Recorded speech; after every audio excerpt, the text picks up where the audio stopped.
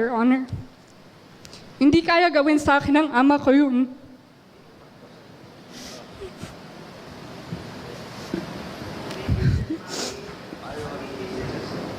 No, my father will never do that to me. So wag niyo sabihin na ama kayo ng konseho. Because my father will never do that to me. Hindi niya ako ipapahiya sa maraming tao. Hindi niya ako ipapahiya lalo na sa buong lungsod ng Maynila. So ayan nga mga kuys, mga gayas, congratulations po kay Yan Ibay. Ayan. Dahil nga po ay talagang yung mga kasamaan walang puwang sa mundong ito mga kuys, mga gayas, dahil lumabas po yung resulta. Resulta galing po sa DILG or Department of Interior and Local Government Units. Natatandaan nyo po ba? Noong tinanggalan po siya ng committee at higit sa lahat, pinatalsik po si SK Federation Juliana Yan Ibay bilang president ng Federation ng SK. At ito nga po lumabas na po yung order po galing sa Department of sa DILG mga kuys, mga gayas. So dito, mukhang mayroon pong makakasuhan. Ako po. Ha? Minority floor leader. Majority floor leader. Ayan. Ayan. Naku, maghanda na kayo. You'll servo. Jong isip. At Philip Lacuna. So, para maintindihan natin mga kuys, mga gayas, bago po natin basahin tong order ng DILG, panoorin po muna natin tong video sa panahon po noong unang pagkahalal ni Juliana dyan sa City Council mga kuys bilang isang iskre president mga kuys, mga gayas. Ito po yung una niyang appearance dyan at panunumpa ni Juliana. Ito po, panoorin po natin. Ayan ha, ito po. Ito, palakihin lang natin. Uy, lintik. Ba't ako ang lumaki? Ha? Bubo ka na ba? Nako po, mukhang mayroon na pong ma-finish kalas nito po. Ayan. So, ito na po. Panoorin po muna natin to ha. Ayan. Okay? Okay. I move be honored that we approve a letter from Ms. Juliana Ray M. Ibay, a newly elected president of SK Federation of Manila, requesting acceptance as ex officio member of the City Council representing the Sangguniang Kabataan of Manila as per basic papers. There's a motion by the majority. November 28, 2023 ito mga kuys, mga gayas. Ayan. Sa panahong itong wala pa pong naganap na illegal at secret session noong July 23, maganda pa po yung napaka-smooth pa po yung pangyayaring iyon. Ngunit pagkatapos po ng July 23 to 23rd ay yung illegal at secret session nagkawatak-watak na po. Ayan. Alam niyo naman, politics. Oh. Floor leader. Is there an objection? Hearing none, the motion is approved. Your Honor, may we welcome to the 12th City Council, Honorable Juliana Ray M. Ibay.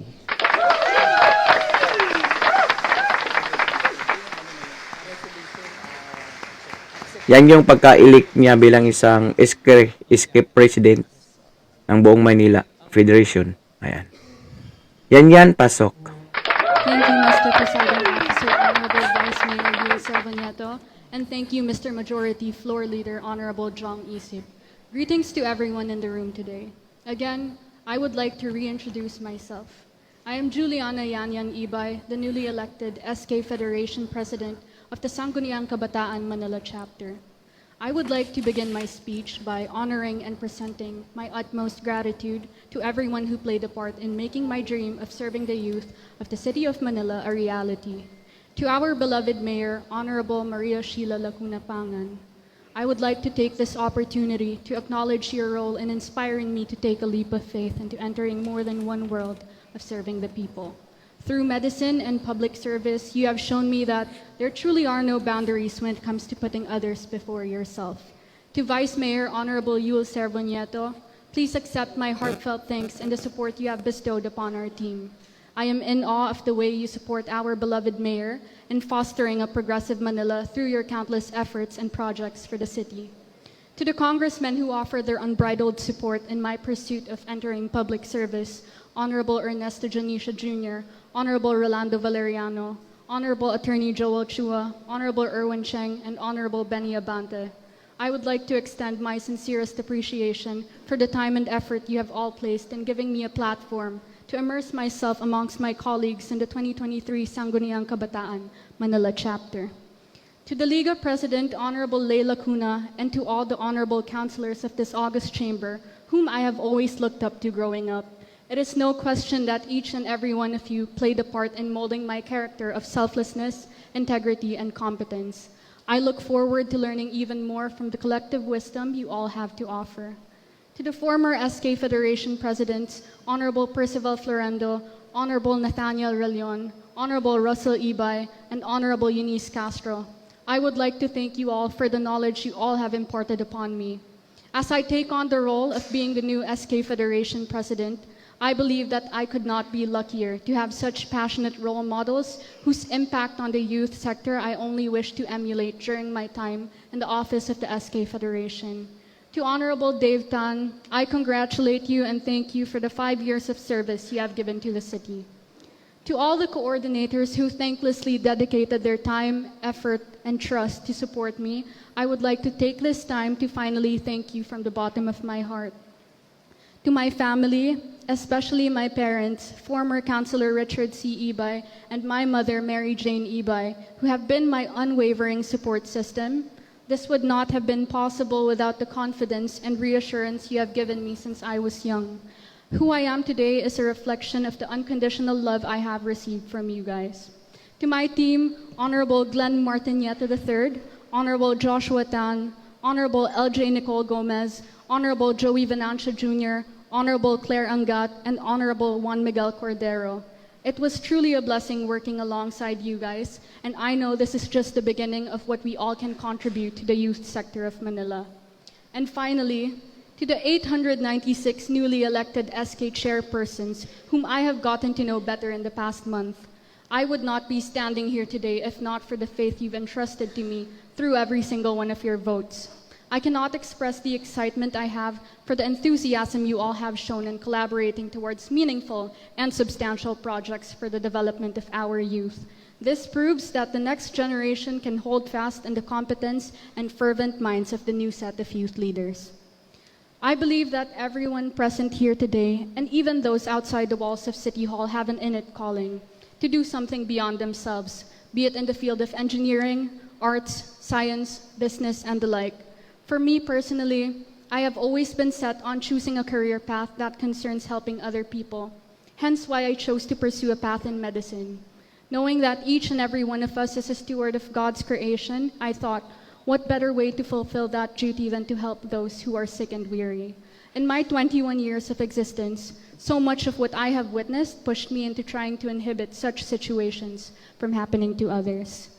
During the pandemic, which I would assume was a 180-degree shift for everyone, my enhanced desire to be a part of the frontliners that fearlessly combated against the spread of COVID-19 was obstructed by multiple underlying factors. Despite this, I slowly began to search for more avenues that catered to the same end goal of helping those in need.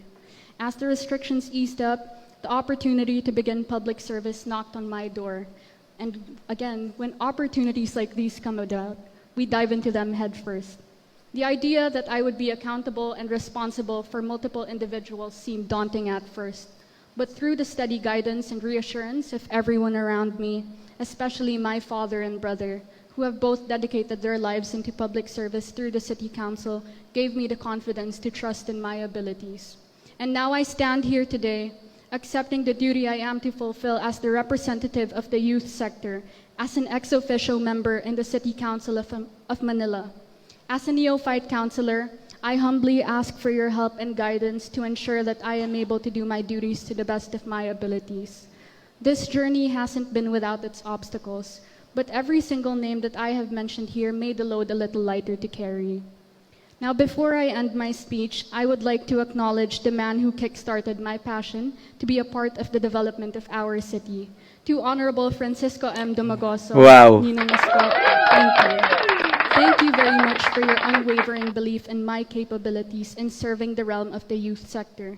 It is no question that your tenure as the former mayor of the city trailblazed the new standard that each and every public official yearns to replicate.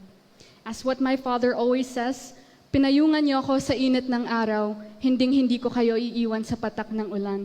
Thank you very much and may God bless us all. Manila, God first. Ayan, nagpapasalamat sa kay Yorvisco Moreno, ha? Ayan. So ngayon, pagkatapos po ng illegal session noong July 23rd, kung hindi po ako nagkakamali, yung illegal at secret session na iyon, ay ito na po nangyari. Kaya Yang Ibay, natanggal po siya sa kanyang komite at tinanggal din po siya bilang isang SK President, Federation President dyan sa Manila. So, ito, panoorin na din tong video na ito mga koys, mga gayas. Dahil sa mga araw na yon, doon na po nagsimula ang kanilang pamumulitika. Ayan. Sana yon. Bakit ayaw lalabas? Wait lang ha, wait lang. Bakit ayaw mong lumabas? Gusto mo palabasin kita sa luga mo. Wait lang ha, wait lang mga koys. Saan ka na ba? Ba't ayaw mong lumabas? Ayan, ito pala. Ito pala ha, wait lang ha. So, panoorin natin tong video na ito kasi ito yung napaka-importante talaga. Bago po natin basahin yung nilabas po na hatol galing po sa DILG. Ito po muna panoorin natin mga koys, mga guys. Kung gaano po nabastos si Yan Ibay, SK President at Councilor dyan sa Manila. So, without further ado, yun na. I have resolutions and ordinances that benefit the youth and cater to the youth. So, hindi ko po nagigets kung saan po nanggagaling yun. Because, in all honesty, Your Honor, I am very much active in this August chamber and hindi ko po alam bakit ako yung napag-initan with regards to attendance po. So, Administrasyon ng Sangguniang Kabataan. Base sa records, ni minsan, hindi ka nagpatawag ng hearing para sa mga SK complaints. Patunayan mo yan. Ni minsan, hindi ka nagpasa ng ordinansa para talakayin ng komite Patunayan mo para yan. sa kabataan sa Maynila. Sa session, magpapa-attendance ka lang tapos aalis ka. We, Dito ka nga, pero umalis ka naman ng maaga. We. Hindi pa tapos ang Your session. Pwede tapusin ko ang salita ko? kayo po yung ama ng konsehong ito. Kayo po ang ama ng City Council. Pero yung Banatan mo ginawa yan niyo yan. po sa akin last week na mahiya po kayo and you personally attacked me, I don't know, Your Honor. Hindi kaya gawin sa akin ng ama ko yun. ayan. Yung iyak na yan ay mayroon pong resulta. Yan na po yung nilabas ng DILG, ha? Manda kayo dyan. No, my father will never do that to me. So wag niyo sabihin na ama kayo ng konseho. Tumpak. Tumpak Session. talaga. Kagalang-galang yan Ibay. Again, Your Honor, I would like to unequivocally refute all the baseless accusations thrown at me in last week's session po. So I have here everything that I have done for the City Council in the 8 months that I have been here. So I'm going to Nako. start off with the resolution. May ebidensya pala The siya. first resolution is a resolution calling the Department of the Interior and Local Government for the deferment of implementation of the stringent requirements for the Sangguniang Kabataan Treasurers to their assumption of office. So because of this resolution po, ang TESDA po ay nag-reach out sa amin at sila po ay nag-formulate at nag-implement ng 2-day training para po hindi po mahirapan ng mga SK Treasurer dahil ang sinasuggest po na TESDA na training po ay 33 days which if titignan naman po natin yung honorarium ng mga SK Treasurers, mga 1,000 pesos per month lang yun. Hindi po enough yun para po sila po ay magsagawa ng 33-day training. So, dahil po sa resolution na ito, 2 days na lang po yung naging training ng ating mga SK treasurers at dahil din po doon nakapag-bonding ang mga SK chairman at SK treasurer at nabuksan po ang kanilang mga bank account. So ito po ang pinakaunang crucial na resolution na ginawa ko po para sa 12th City Council po ng lungsod ng Maynila. Ba't sabi ni Yol, wala ka raw resolusyon na ginagawa? Pambihirang Yol naman to. Federasyon ng Sangguniang Kabataan. Base sa records, ni minsan, hindi ka nagpatawag ng hearing para sa mga SK complaints. Ni minsan, hindi ka nagpasa ng ordinansa para talakayin ng komite para sa kabataan sa Maynila. Sa session, magpapa-attendance ka lang tapos aalis ka. Tingnan mo rin kung kumusta na ang naging performance mo dito sa konseho. Simula nang mahalal ka. At ang mas pinakamalaking pagkukulang mo ay imbis na tapusin mo ang session at matuto ka mula sa mga kapwa mong magagaling na veteranong konsehal, tila halos lahat ng session days, late ka. O sadyang hindi mo tinatapos ang session.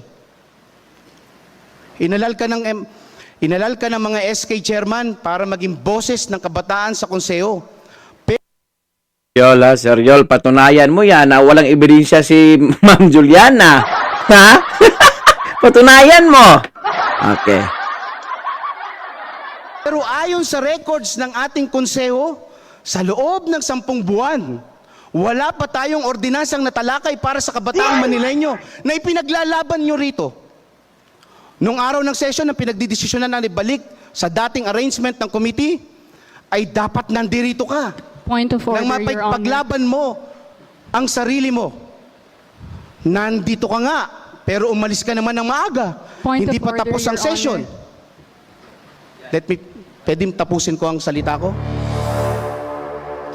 Ang pangalawang resolution naman po na aking ginawa is a resolution concurring with the 3-year Local Youth Development Plan for 2024 to 2026 as adopted and approved by the Local Youth Development Council of the City of Manila.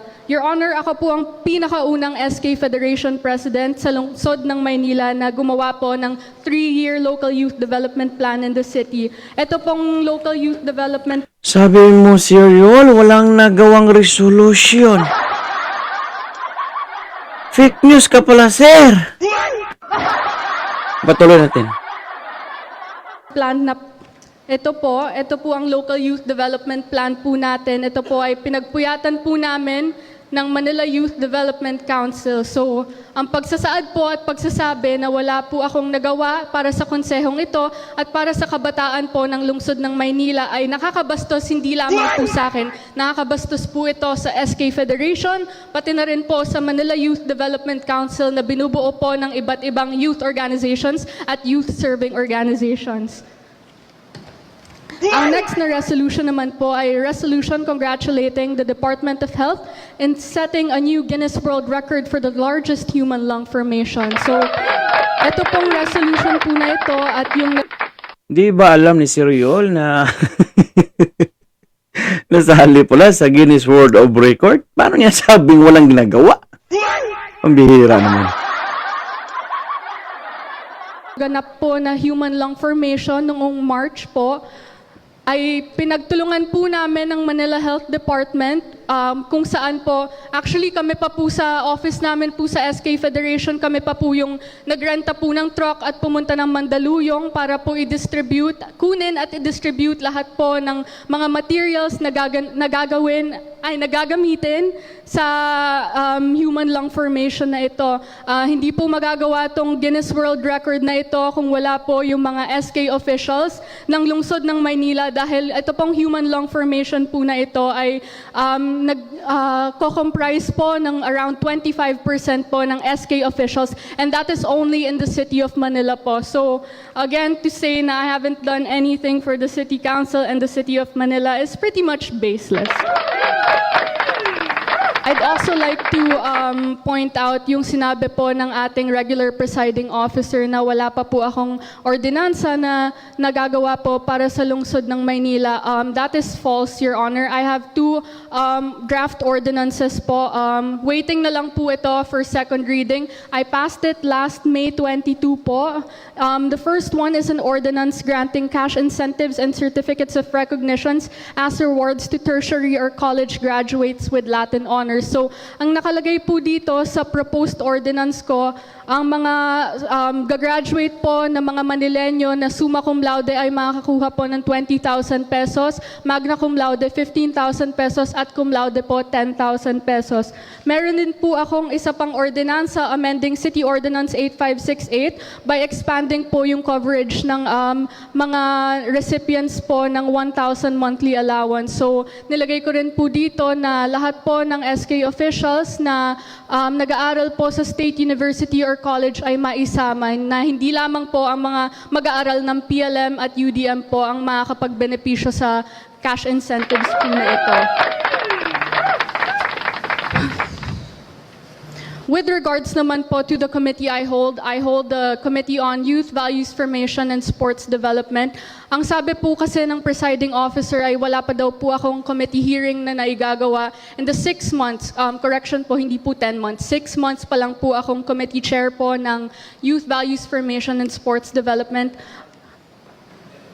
May I direct you, Your Honor, to ask po the Secretariat if there have been any complaints, resolutions, or ordinances po na naibaba na po sa Committee on Youth, Values, Formation, and Sports Development? Because from my point of view and from my understanding, wala pa po. Therefore, wala pa pong nagiging committee hearing ang Committee on Youth, Values, Formation, and Sports Development dahil lahat po ng problema na naibababa sa amin sa SK Federation ay naire-resolve po namin ito and merong compromise na nangyayari within the office po.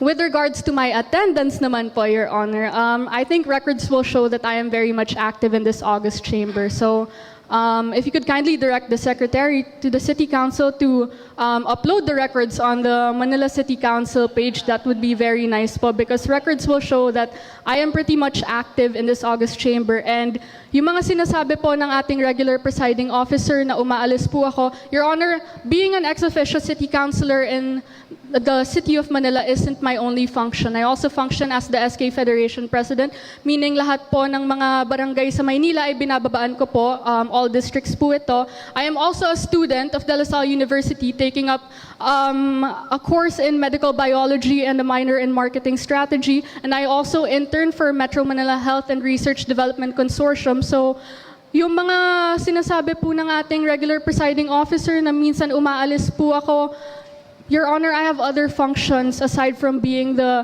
ex-officio member of the 12th City Council. And I think naman po, kahit naman po umaalis ako, meron naman po akong nagagawa. And records will show that I have resolutions and ordinances that benefit the youth and cater to the youth. So, hindi ko po nagigets kung saan po nanggagaling yun. Because in all honesty, Your Honor, I am very much active in this August chamber and hindi ko po alam bakit ako yung napag-initan with regards to attendance po. So, I don't know, Your Honor, because hindi ko po alam kung hindi lang po ba ako nakikita ng ating regular presiding officer because in the 8 months po that I have been here, I'd like to say na I've seen Councilor Apple Nieto preside more than he has. So, I don't know if that's, hindi lang po nagtutugma yung schedule namin ng ating regular presiding officer.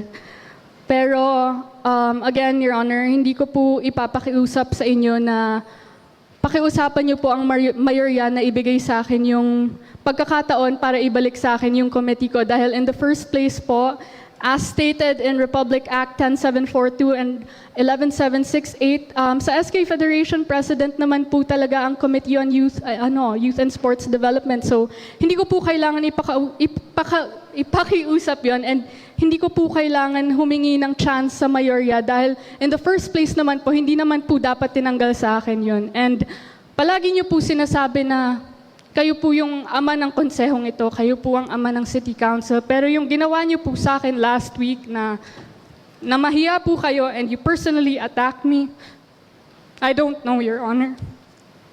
Hindi kaya gawin sa akin ng ama ko yun.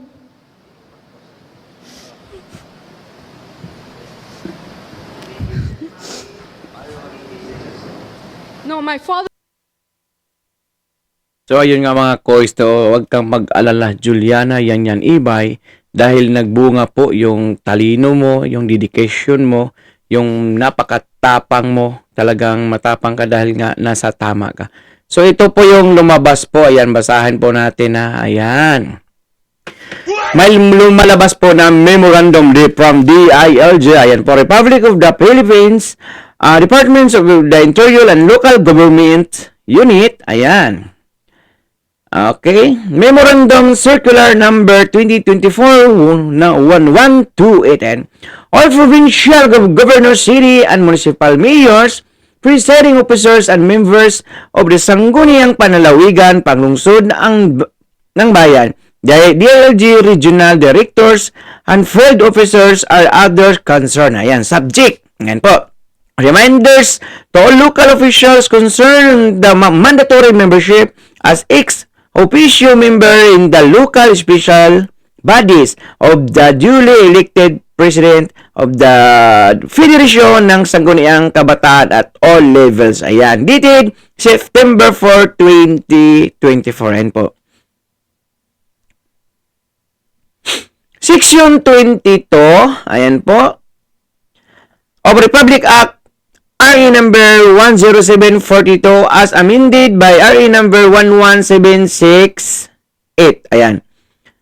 Mandates that the duly elected President of the Federation Sangguniang Kabataan (ISKE) at all levels shall serve as ex-officio member of the Sangguniang Bayan, Sangguniang Panlungsod, and Sangguniang Panlalawigan respectively, and shall, ayan, be the chairperson of the Committee on Youth and Sports Development in the said Sangguniang and the regular member of the Committees on Education, Environment, and Employment, and Livelihood, Health, and Anti-Drug Abuse, and Gender Development.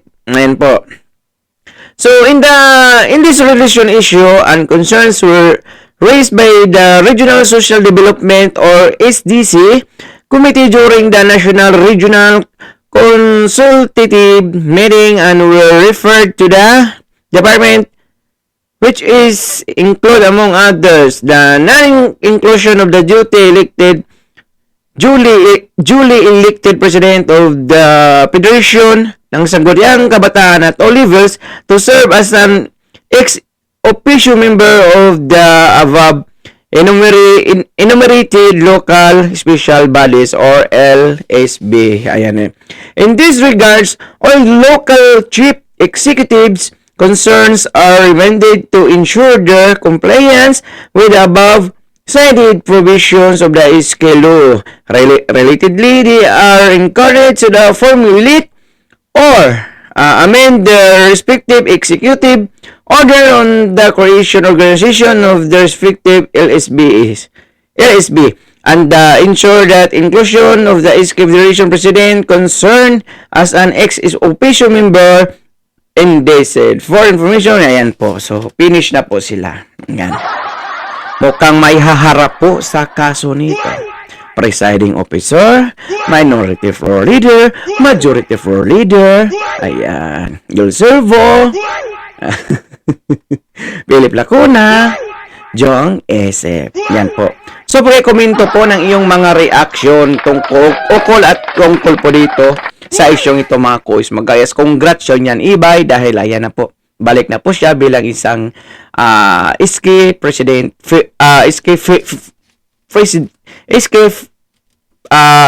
basta yun na yun. Lintik na dila to. ISKE Federation President Juliana Yan Ibay. Ayan po. Congratulations, Yan Ibay. So for now, I'm God Manila. God first. God bless all. Peace. Bye-bye.